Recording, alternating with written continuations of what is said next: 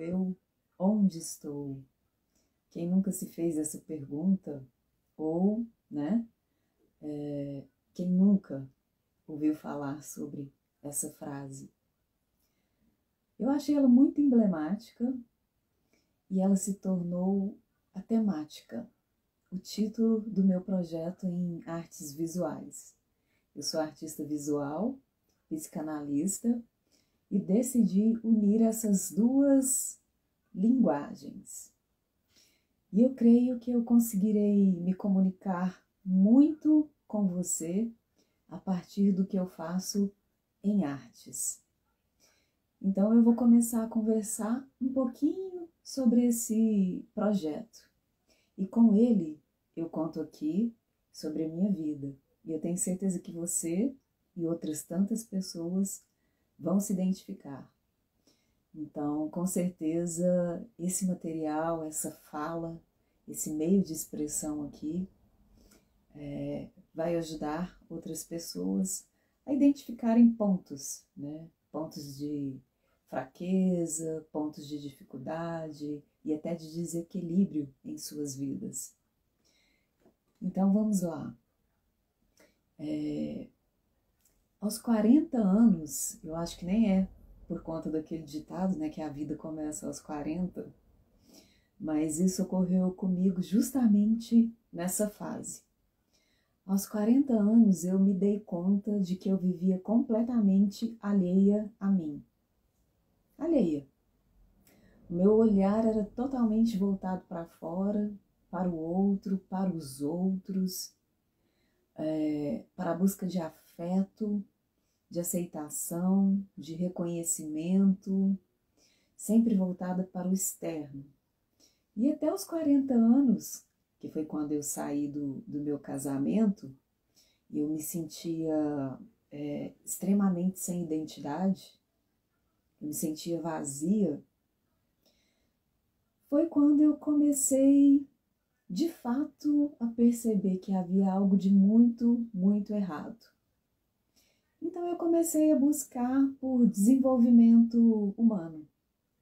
Eu comecei a me interessar por esse assunto, eu comecei a investir em mim, eu comecei, de algum modo, a olhar para mim. E eu já te digo, não foi nada fácil, porque se você vive uma vida inteira, né, de um jeito, sob comportamentos, né, de uma vida inteira, não é nada fácil você alterar esse curso, você mudar, mas é absolutamente possível a considerar o tamanho da sua vontade. A questão é nesse ponto. Qual o tamanho da sua vontade de mudar? Em que situação você se encontra hoje?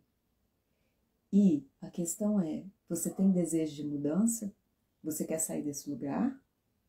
Porque você pode, seja ele qual for, o mais difícil, o mais obscuro, o mais acorrentado, o mais pesado, o mais improvável.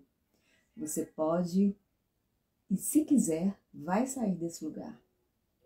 Basta que você deseje muito, muito. E aí é necessário apoio. Sozinha, com certeza. Eu não teria chegado longe, eu não estaria onde eu estou hoje, em 2024. Eu acabei de completar 47 anos. Então eu estou há 7 anos, eu estou na primeira infância, olha só. Saindo da primeira infância, considerando que eu renasci aos 40 anos. Então eu estou na minha primeira infância, 7 aninhos, de muita busca, de muita força de vontade, muita batalha, caindo e levantando, caindo e levantando, caindo e levantando, frustrando e aprendendo sobre a frustração, em como lidar com ela. Eu tenho falado com você aqui, né, muito sobre frustração. Não é porque eu ouvi falar, alguém me ensinou, eu comprei um curso. Não, me ensinaram sobre isso, com certeza eu tenho um mentor. Como eu te disse, eu comecei a buscar por desenvolvimento, por evolução. E eu digo mais, é por evolução, desenvolvimento tem um teto. Evolução não, você vai embora. Você vai embora enquanto você tiver vida e quiser buscar por ela, investir nisso. Então, sim, eu tenho mentores, tenho certeza disso.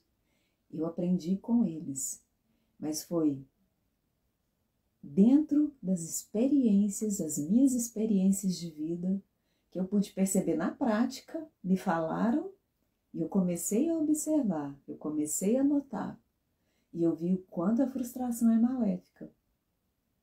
Porque a gente se frustra e a gente amarga muito aquilo ali.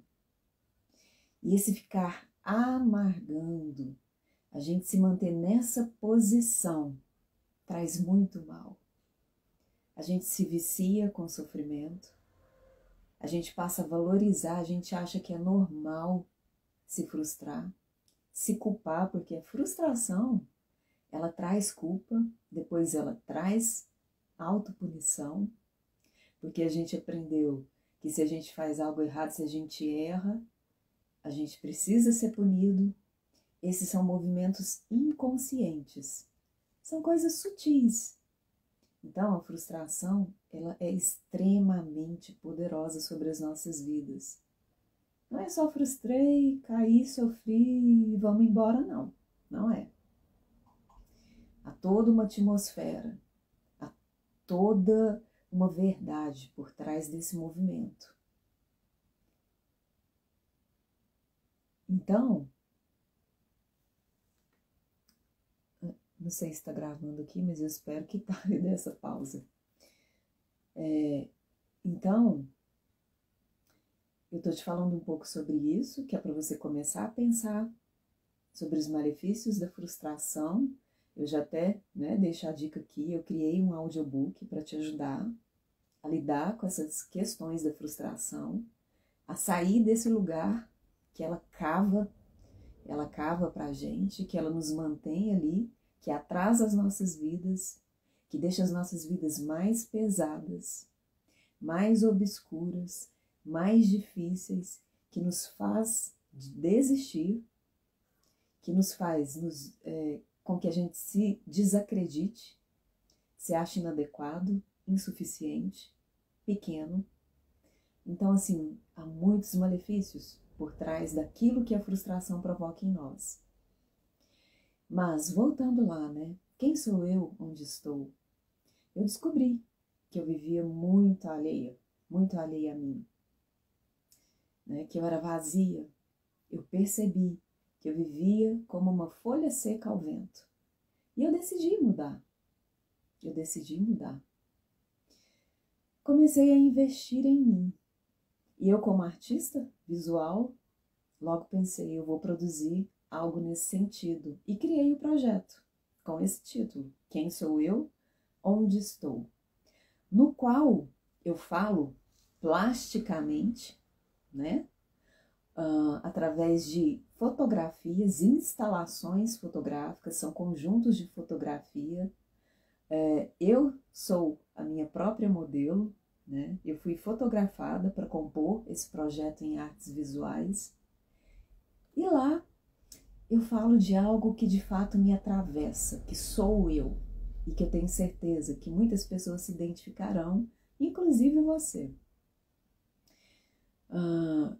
Eu levanto questões como o porquê que a sociedade influencia tão fortemente sobre as nossas vidas e como a gente pode caminhar tanto tempo e ir tão longe. Sobre os preceitos, é certo, a gente tem sim. Na época eu ainda não entendia, eu fiquei bem revoltada, bem ressentida, Eu tive minha liberdade tolhida, eu tenho que seguir o tempo inteiro as normas sociais. Isso me trouxe danos na infância, na adolescência, na juventude e pode me trazer na vida adulta, Mas a gente tem sim que seguir normas sociais, ética, porque nós escolhemos viver em civilização. Mas a minha questão é, até que ponto, que nos ensinam, Você tem que ser certinha, você tem que ser perfeitinha, Você tem que andar reto, e aí entra questões religiosas também, é um emaranhado de coisas, é a criação dos nossos pais, é a religião, é o olhar do outro. Então você vai desde criança sendo bombardeado, faça assim, faça aquilo, o certo é esse, não erra. E, sabe, toda essa pressão, ela recai sobre nós.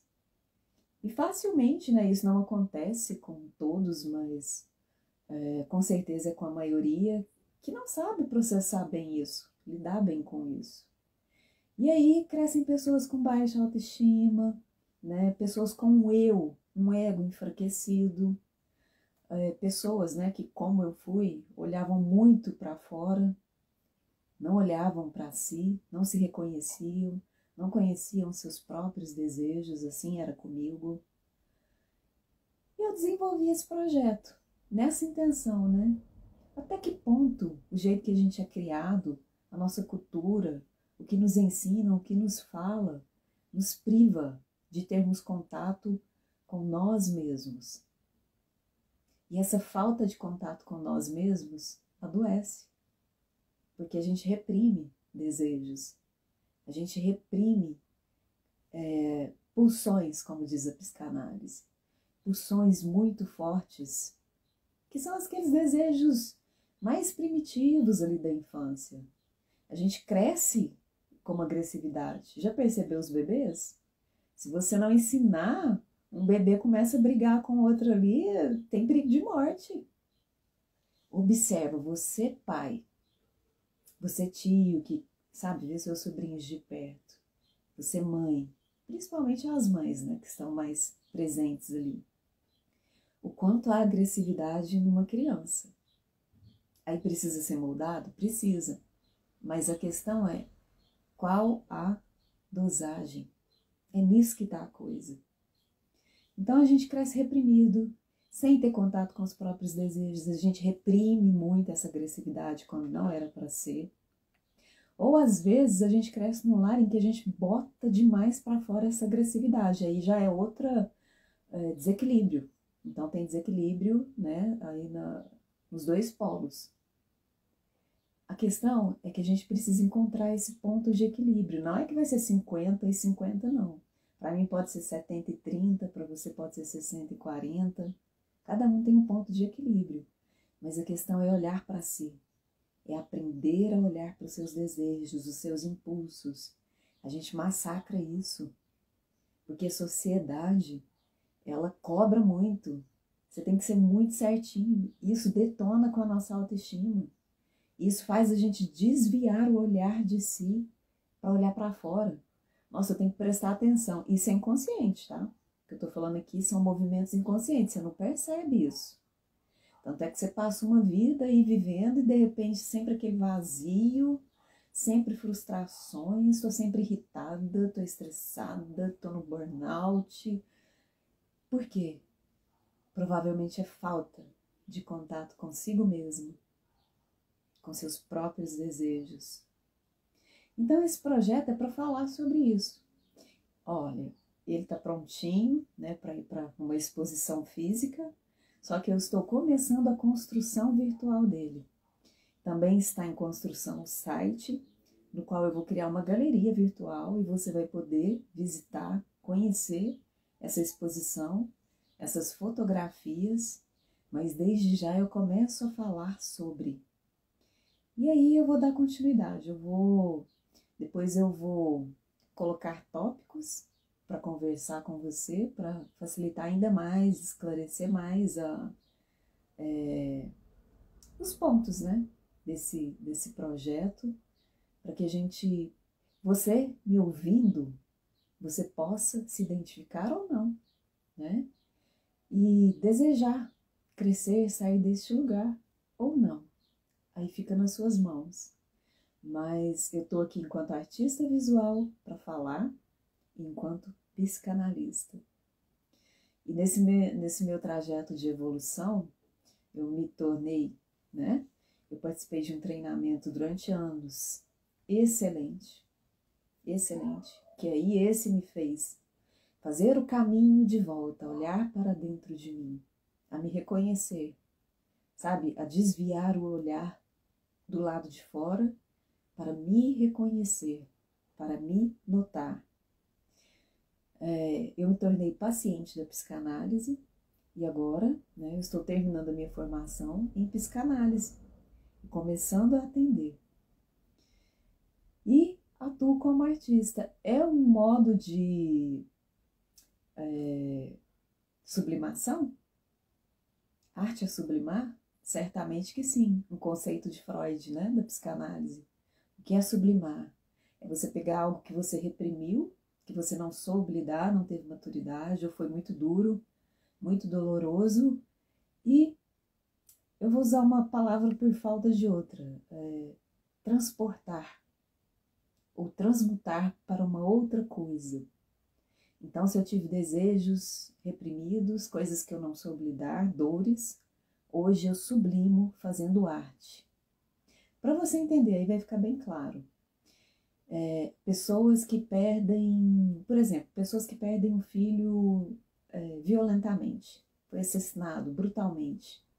Já viu que geralmente elas, parte delas, abrem uma ONG, começam a fazer um movimento, né, em prol da paz, e isso é sublimar.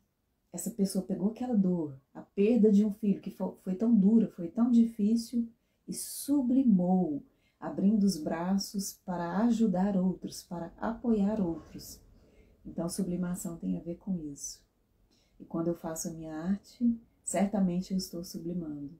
E quando eu faço arte e o público tem contato com ela, certamente ele está fruindo, está percebendo coisas e se percebendo ali.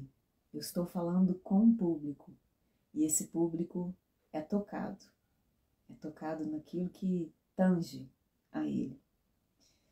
Então, em breve eu volto a falar mais com você um pouquinho sobre a minha história, um pouco sobre arte, um pouco sobre psicanálise, porque hoje eu sou tudo isso.